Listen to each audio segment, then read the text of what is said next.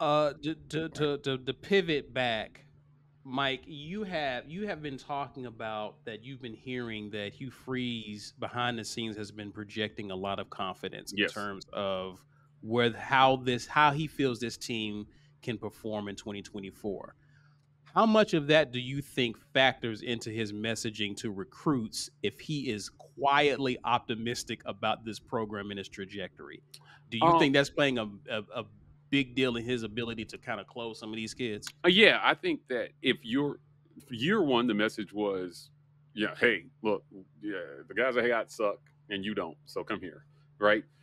Now he's got a base of kids that he can say, hey, look, these guys came, you can come play with them, and in a year or two, we're gonna have a super team. And there'll be Right. there's still opportunities for early playing time at Auburn. So he can sell that for one more year. And then you're telling them, watch what we do on the field this year. Now, we may not have our quarterback of the There it future. is. Just watch. I knew it was coming. We may not have our quarterback of the future, but certainly because they believe in the pass catchers, they're going to try to throw the ball more. They didn't try last year. That's why the numbers looked so anemic. He still hopes that the strength of this offense is the run game. That's what he said at media days. And Mhm. you have a guy at running back that by a wide margin got voted the number one returning back. First season, first team preseason All SEC. So Right. it's they think they know that they have some talent around them, and he's been trying to under promise and over deliver. But now you're to the deliver part. Now that was year one. Year two, you got to deliver. And part of that is going to be telling recruits, look at what we're about to do. And even if it doesn't Right. look like it's all the way there, when we have you, it will be. But they're going to take some more Yeah, and I steps think toward what they're, trying to yeah, accomplish. I think a portion of that projection or reluctance to project confidence is about like if he starts to sound confident, fans will immediately be like, "Oh, we're winning the Natty," right? Like there's no in between for fans. So if it ends up being an 8-win season, and that's really where that confidence is for him. He's like, "Yeah, we're not going to win just 6 games this year. We're going to be closer to 8, 9 wins." But you can't come out and say that because then it's like, okay, well, coach, which teams do you feel really good about beating this season to give them additional motivation? So his best bet right now is just to say, hey, I don't know. What he has said very confidently is he does feel as if they're better in some spaces than they had been in the previous year, but he doesn't know how that will translate to wins and losses, right? So it's like, yeah, I feel like we improved our roster year over year. How that's going to translate to wins and losses, I'm not Yeah. sure. If he came out and he was like, "Oh, we're definitely better than we were last year," people are like, "Oh, that's it. That's all I need to hear." Free says we're better. We're going to the Natty Yeah.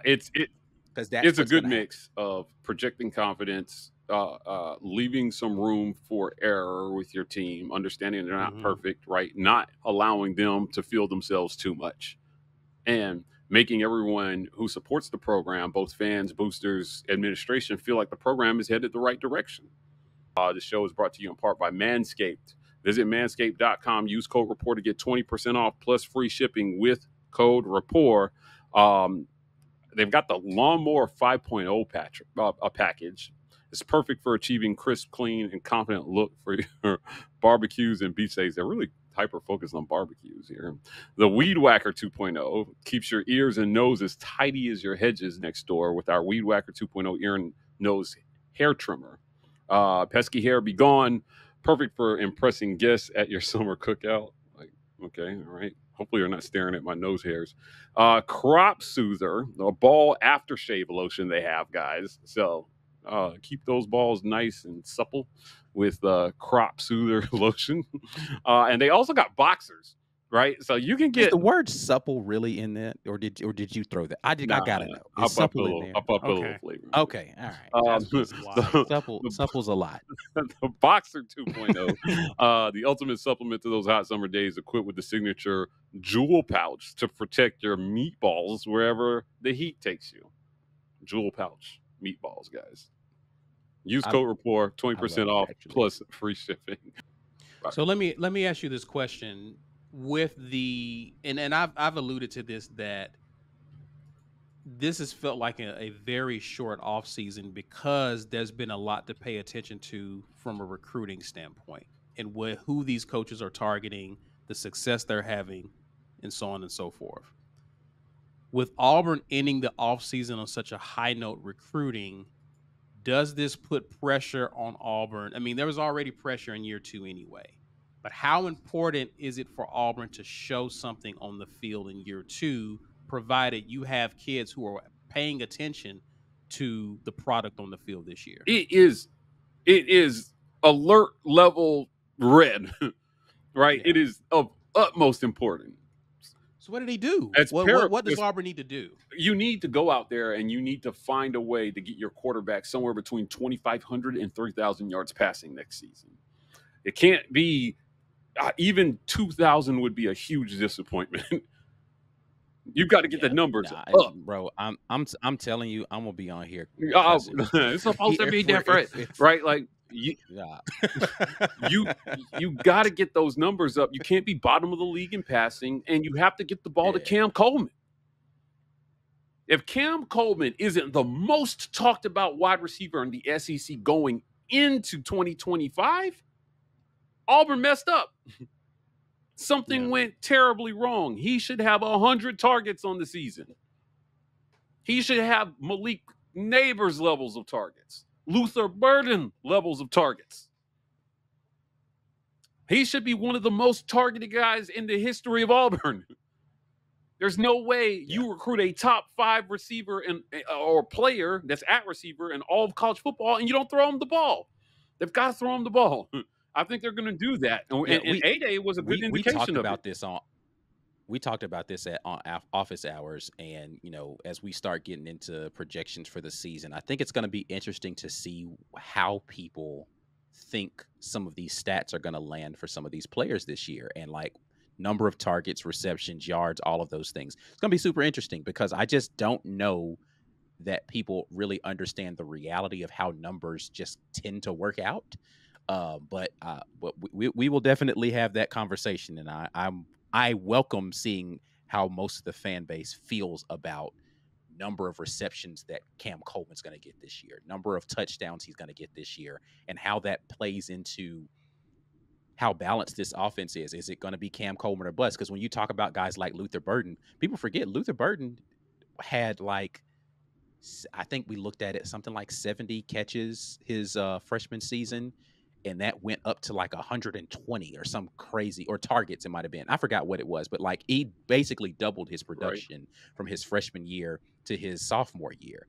And is Cam Coleman going to be a guy who's going to be 50 or 60 and then go up to 80 or 90? Is that the kind of it's going to be interesting to see how that plays out, because when you talk about needing to have Peyton Thorne throw for at least 2,500, that means Cam Coleman can't have but like 50 or 60 catches, right? Like it's just there ain't enough stuff out there unless he's the only person getting the ball for him to have a bunch of catches, and those are the numbers. Honest, I'm gonna be disappointed if he's the only person getting the ball. I really am. Prepare yourself for a lot of 12 personnel, because I mean, no. I'm just saying I want to see Valdo eat in this offense. I want to see him get some targets in this offense as well. Like I want to see them go after. Well, again, that's going to be the interesting conversation. Is like, where are the targets going? How are they going to be distributed amongst all of these pass catchers that everybody's so excited about? So we'll see. Again, I'm jumping ahead on conversations, but I think that is interesting. And yes, that conversation again, like I'm telling you, these numbers matter. Because I mean, I'm pretty sure Dre wants some targets. You know what I mean? I'm pretty sure he wants some. Like so. He led his team in yards and receptions last year. And so he did not come in here to not have the ball thrown at him. I wonder though if you only have 3 serious pass targets on the field, most plays in 12 personnel between Valdo, Keandre and Cam, how that's going to work in today's college football. I'm really interested to see if they're going to run more 11 and 12 personnel.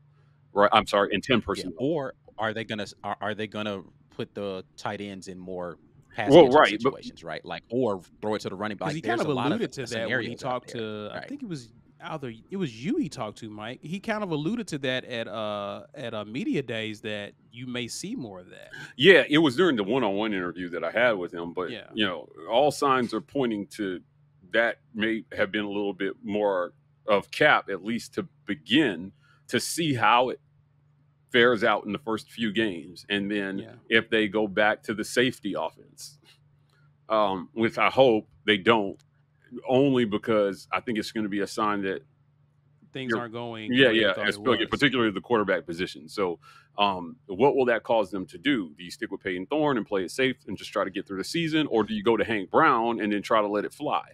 Because Hank is not as fleet of foot as Peyton is. So it takes an element out of the offense, because Peyton can burn you if you leave him a gap. I'm not sure Hank can do that as consistently as Thorne can. He don't have them. Yeah, so I don't know. I hope if you're a fan of Auburn, I think that you're hoping that the quarterback is a non-narrative. Right? Like, and it doesn't have to be great, but if it's not bad and it's just a non-narrative, like, then that's actually good. I think it's a positive thing for Auburn. He's making most plays. You're not expecting him to save the world, but he's not losing you games either. So it comes down to, like, can we block? Can we catch? Do we call a great play? Those sorts of things. For full episodes, check out the Midweek Rapport, going live on the War Report's YouTube channel at 7 p.m. Central Standard Time, Wednesday nights. Until the next time, War Eagle.